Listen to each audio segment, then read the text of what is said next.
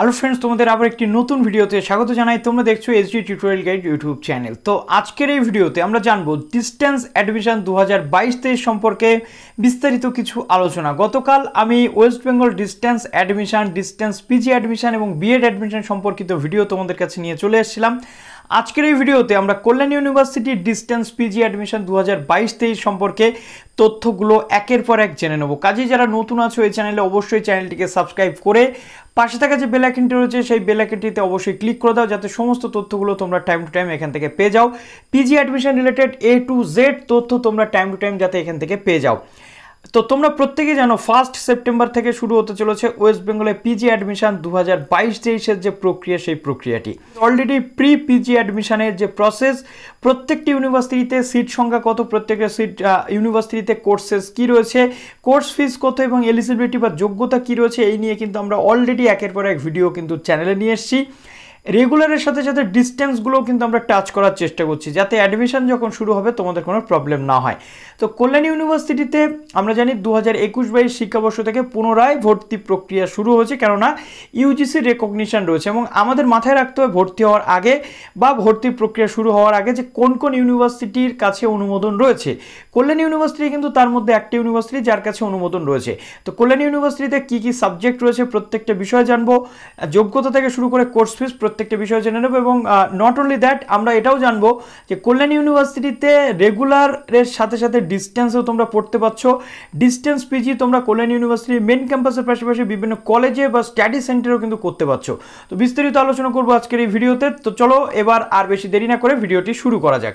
প্রথমত কল্যাণী ইউনিভার্সিটিতে আমরা 2021 সালের যে প্রসেস দেখেছিলাম, সেই জায়গাতে আমরা কোন কোন সাবজেক্ট পেয়েছিলাম দেখো। প্রথমত আর্টসের মধ্যে আমরা এখানে বাংলা পাচ্ছি, ইংলিশ পাচ্ছি, হিস্ট্রি পেয়ে যাচ্ছি এবং এডুকেশন পেয়ে যাচ্ছি। এবং এই প্রত্যেকটা সাবজেক্টে ভর্তি হতে গেলে কী কী যোগ্যতা লাগে সেটা তো অবশ্যই তোমাদের বলবো। তার পাশাপাশি দেখো এখানে আমরা জুওলজি পেয়ে যাচ্ছি, যেটা দেখো এই আর্টসের সাবজেক্টগুলোতে কোনো কিন্তু সিট নেই, এখানে লিমিটেড কিছু নেই, অর্থাৎ সিট সংখ্যা কোনো কিছু লিমিটেড নেই, অর্থাৎ অনেক সিট এখানে রয়েছে, যেটা ইউনিভার্সিটির পক্ষ থেকে আমরা জানতে পারি। নেক্সট রয়েছে আমাদের জুওলজি, যেখানে 204টা সিট, যেটা ইউনিভার্সিটির মেন ক্যাম্পাসে আমরা পাচ্ছি। বটানিতে আমরা পাচ্ছি 198টা সিট এবং জিওগ্রাফিতে পাচ্ছি 270টা সিট, ম্যাথমেটিক্সে পাচ্ছি আমরা 345টা সিট। এই কটা সাবজেক্ট কিন্তু আমরা পাচ্ছি, টোটাল 8টা সাবজেক্ট আমরা পাচ্ছি কল্যাণী ইউনিভার্সিটির ডিস্টেন্সের ক্ষেত্রে।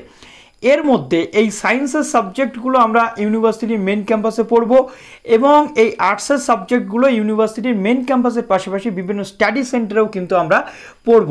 এখানে কিন্তু এই রকম প্রসেসে পুরো ভর্তি প্রক্রিয়া চলে। তো নেক্সট আমরা পেজে চলে যাব, যেখানে এলিজিবিলিটি ক্রাইটেরিয়াটা আমরা দেখে নেব। তো আর্টসের ক্ষেত্রে আমরা যদি দেখছি, তাহলে অনার্স, স্পেশাল অনার্সের ক্যান্ডিডেটরা কিন্তু এখানে আবেদনযোগ্য, অর্থাৎ অ্যাপ্লিকেশন তারা প্রত্যেকেই করতে পারবে যাদের অনার্স রয়েছে বা স্পেশাল অনার্স রয়েছে। পাশের ক্যান্ডিডেট যারা জেনারেল পাস অথবা প্রোগ্রাম কোর্স নিয়ে পড়েছে প্রত্যেক আবেদনযোগ্য, কিন্তু তার জন্য যে সাবজেক্টে, ধরো হিস্ট্রি বা ইংলিশে তোমরা আবেদন করলে সেই সাবজেক্টে 300 মার্কের পেপার তোমাদের পড়ে আসতে হবে। অর্থাৎ আগে পাশে পার্ট সিস্টেমে যেটা হতো, পাশে যারা পিওর পাস পড়তো তাদের কিন্তু 300 মার্ক পড়তে হতো। এই 300 মার্কের পেপার যদি তোমরা পড়ে আসো তাহলে কিন্তু তোমরা আবেদনযোগ্য পাশের, অথবা তোমরা প্রোগ্রাম কোর্স বা জেনারেল যদি পড়ে আসো সেই সাবজেক্টে। মেনলি এটা ডিএসসি পেপারই আমরা ধরে থাকি। ডিএসসি পেপারের ক্ষেত্রে 300 মার্কের পেপার যদি পড়ে আসো তুমি আবেদন করতে পারছো। এডুকেশনের ক্ষেত্রে এখানে কিন্তু এডুকেশনের ক্ষেত্রে আমরা দেখেছি যে বিএড, অর্থাৎ বিএড যারা করে থাকে, বিএড করে থাকলে মাস্টার্স এডুকেশনে তারা অ্যাপ্লাই করতে পারে রেগুলারের ক্ষেত্রে, ডিস্টেন্সের ক্ষেত্রেও কিন্তু সেম। এবং এই প্রত্যেকটা সাবজেক্টে যদি কেউ ব্রিজ কোর্স করে আসে, জেনারেল অথবা ব্রিজ কোর্স করে এলেও কিন্তু আবেদনযোগ্য। তো এটা গেল আর্টসের যে বিষয়টা। এবার আসছে সায়েন্স, সায়েন্সে স্পেশাল অনার্স বা অনার্সের ক্যান্ডিডেটরা আবেদনযোগ্য। এবার একটা বিষয় তোমাদের বলে রাখি, আর্টসের ক্ষেত্রে অনার্স এবং পাস প্রত্যেকটা ক্যান্ডিডেট কিন্তু আবেদনযোগ্য এবং প্রত্যেকটা ক্যান্ডিডেটকে সমানভাবে ট্রিট করা হয়। কিন্তু সায়েন্সের ক্ষেত্রে কি হয়, সায়েন্সের ক্ষেত্রে যদি আমরা দেখেছি, গত বছরও দেখেছি যে নিয়ম এসেছে, অনার্সের ক্যান্ডিডেটদের অ্যাডমিশন প্রক্রিয়া সায়েন্সে কিন্তু আগে হয়ে থাকে এবং তারপর সিট বেঁচে থাকলে পাশের ক্যান্ডিডেটদের কিন্তু সুযোগ দেয় কল্যাণী ইউনিভার্সিটি, অর্থাৎ আগে প্রেফারেন্স পায় কিন্তু অনার্সের ক্যান্ডিডেটরা ডিস্টেন্সের ক্ষেত্রে। এবং ডিস্টেন্সে পাশের ক্যান্ডিডেটরা যদি আবেদন করে তাহলে 300 মার্কের পেপার তাদের পড়তে হয়, যে সাবজেক্টে তারা আবেদন করছে সেই সাবজেক্টে। অনার্সের ক্যান্ডিডেটরা, এবং এখানে বলা হচ্ছে পরিষ্কারভাবে general will get chance after honours candidate, অর্থাৎ অনার্সের ক্যান্ডিডেটদের অ্যাডমিশনের পর জেনারেল ক্যান্ডিডেটরা কিন্তু চান্স পায়। বলে রাখা ভালো, আর্টসের ক্ষেত্রে কল্যাণী ইউনিভার্সিটিতে ডাইরেক্ট অ্যাডমিশন হয়ে থাকে ভর্তির ক্ষেত্রে, সেটা ইউনিভার্সিটির ক্যাম্পাস হোক বা অল ওভার স্টাডি সেন্টারগুলোতে। কিন্তু সায়েন্সের ক্ষেত্রে কিন্তু মেরিট লিস্ট পাবলিশ হয়, অর্থাৎ সায়েন্স হয় মেরিট বেসড অ্যাডমিশন, অর্থাৎ সায়েন্সের ক্ষেত্রে কিন্তু মেরিট বেসড অ্যাডমিশন হয়, অর্থাৎ এখানে লিস্ট কিন্তু পাবলিশ হয়, সেই অনুযায়ী অ্যাডমিশন কিন্তু চলে সায়েন্সের ক্ষেত্রে, এবং সেখানে অবশ্যই প্রেফারেন্স পায় অনার্সরা। এবার কি আসছে অবশ্যই তোমাদের সামনে সেই তথ্যটা তুলে ধরবো। এবার আমরা আসি আর্টসের ক্ষেত্রে ইউনিভার্সিটি হেডকোয়ার্টার এবং 25খানা স্টাডি সেন্টার রয়েছে, সেখানে পড়ানো হয়ে থাকে। আর সায়েন্সের ক্ষেত্রে শুধুমাত্র হেডকোয়ার্টার বা কল্যাণী ইউনিভার্সিটির মেন ক্যাম্পাসেই কিন্তু পড়ানো হয়।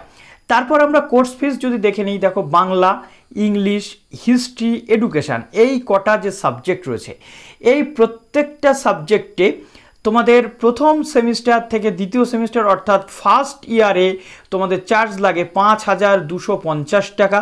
কেননা 5050 টাকা তোমাদের এখানে লাগে কিন্তু যে সেমিস্টার ফিস, 200 টাকা তোমাদের এখানে কিন্তু লাগে এনরোলমেন্ট ফিস বা রেজিস্ট্রেশন ফিস, যেটা প্রথম সেমিস্টারে প্রত্যেককে দিতে হয়। অর্থাৎ ফার্স্ট ইয়ারে তোমাদের 5250, সেকেন্ড ইয়ারে 5050। এই বাংলা, ইংরেজি, এডুকেশান প্রত্যেকটা সাবজেক্টের ক্ষেত্রে কিন্তু এই চার্জেসগুলো একই রয়েছে।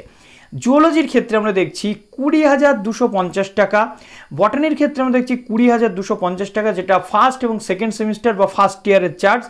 সেকেন্ড ইয়ারের চার্জ এখানে হচ্ছে 20,050 টাকা, অর্থাৎ 200 টাকা কিন্তু কমে যাচ্ছে। এটা জুওলজি এবং বটানির ক্ষেত্রে আমরা দেখছি।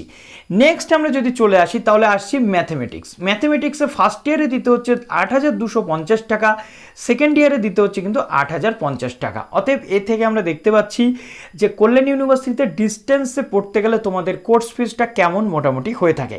এবার আমরা দেখব কল্যাণী ইউনিভার্সিটির আন্ডারে কোন কোন স্টাডি সেন্টারে পড়ানো হয়ে থাকে। তো দেখো, একদম প্রথমে আমরা দেখতে পাচ্ছি কল্যাণী ইউনিভার্সিটির যে মেন ক্যাম্পাস রয়েছে, অর্থাৎ যেটাকে আমরা হেডকোয়ার্টার বলছি, যেটা কল্যাণী নদিয়াতে অবস্থিত। এখানে M.A Bangla, English, history, education, zoology, বটানি, geography, mathematics, এই 8টা সাবজেক্টই পাচ্ছি।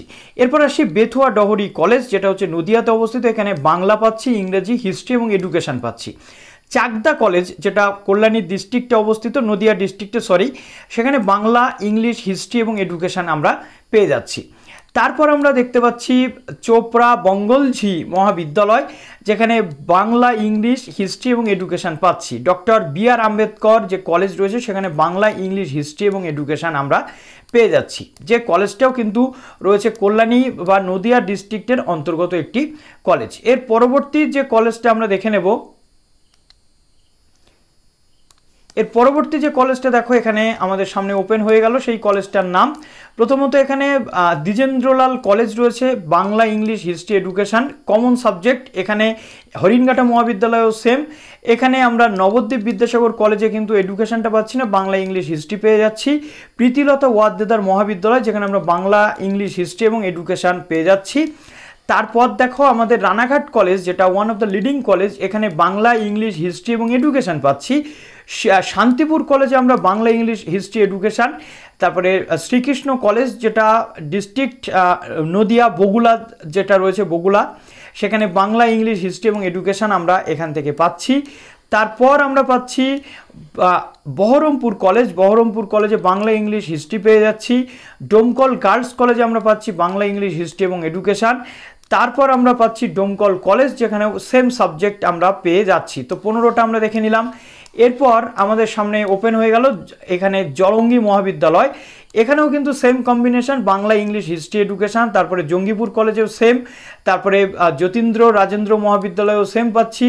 তারপরে মুজফ্ফর আহমেদ মহাবিদ্যালয়েও same subject. Professor Nurul Hasan কলেজেও কিন্তু আমরা সেম যে সাবজেক্ট পাচ্ছি কম্বিনেশন। তারপরে আমরা রানী ধন্যা কুমারী কলেজে বাংলা, ইংলিশ, হিস্ট্রি, এডুকেশন পেয়ে যাচ্ছি। ফতেপুরিয়া কলেজেও same combination, almost same. Sripad Singh কলেজেও মুর্শিদাবাদ ডিস্ট্রিক্টে অবস্থিত, অর্থাৎ বিভিন্ন ডিস্ট্রিক্টের মধ্যে মোটামুটি কল্যাণী ইউনিভার্সিটির সমস্ত যে ডিস্টেন্সের স্টাডি সেন্টারগুলো থাকে। তারপর এখানে আমরা পেয়ে যাচ্ছি Subhash Chandra Bose centenary college Murshidabad, union Christian training college, যেটা বহরমপুর মুর্শিদাবাদ। এখানে শুধুমাত্র আমরা কিন্তু এডুকেশন পাচ্ছি, এটা একটা ট্রেনিং কলেজের মধ্যে পড়ছে, অর্থাৎ এখানে বিএডও করানো হয়ে থাকে। কাঁচরাপাড়া কলেজ আমরা পাচ্ছি, যেটা একমাত্র নর্থ চব্বিশ পরগনা ডিস্ট্রিক্ট থেকে যারা বিলং করছো তাদের জন্য কাঁচরাপাড়া কলেজটা বেস্ট হতে পারে। এখানে বাংলা, ইংলিশ, হিস্ট্রি এবং এডুকেশন কিন্তু তোমরা পেয়ে যাচ্ছ। 26টা আমরা অলমোস্ট দেখে নিয়েছি, 26টা কলেজে এই সাবজেক্টগুলো আমরা মোটামুটি পেয়ে যাই। গত বছর অলমোস্ট 26শে অগস্ট বা 28শে অগস্ট থেকে কিন্তু অ্যাডমিশন প্রসেস শুরু হয়েছিল।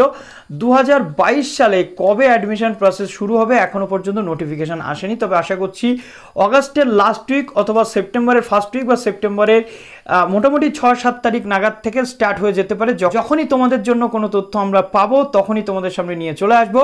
ভালো থেকো সবাই, বেস্ট অফ লাক জানাচ্ছি, এবং খুব শীঘ্রই আর কোন ডিস্টেন্স এডুকেশনের আপডেট তোমাদের দরকার প্রয়োজন হয় তোমরা কমেন্ট সেকশনে জানাও। ভালো থেকো সবাই, অল দ্য বেস্ট।